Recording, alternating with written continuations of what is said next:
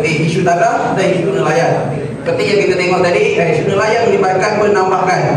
Apabila penambahkan aku, nelayan kami di sana, okey, itu perhimpunan kecil kami hari ini yang kita akan panggilkan ni Angry Lobster.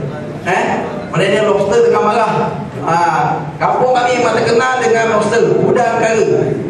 Okey, sekarang tempat kami daripada segi nelayan, keselamatan mereka apabila bot-bot kapal-kapal yang datang, dia boleh membahayakan keselamatan.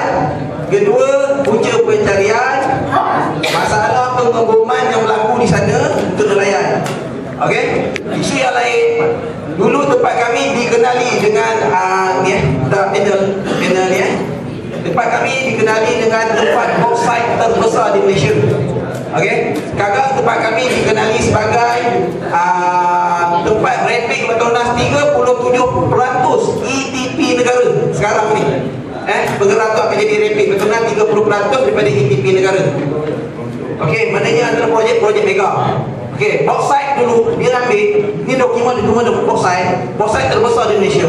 Sehingga hari ini 1 sen pun papasan tidak diberikan kepada orang-orang tanah, penutup tanah. Ini dia punya dokumen lengkap. Dia korupsi daripada atas hingga bawah. Saya nak sekarang kita tolong panel menyatakan supaya Datuk Tun Mahathir bertanggungjawab apa yang berlaku di bauxite. Ini kerja Tun Mahathir Mohamad. Promet. Okey, itu beriti isu bauxite. Dokumen saya akan bagi pada tuan panel.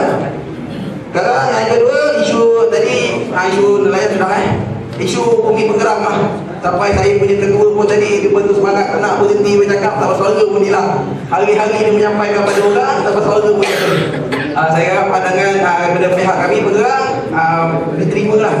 Dan last sekali, saya cadangkan di sini supaya kita ada satu perhimpunan secara besar-besaran di Johor. Masalah tanah sini kita pakai satu perhimpunan tentang masalah Johor, tanah Johor.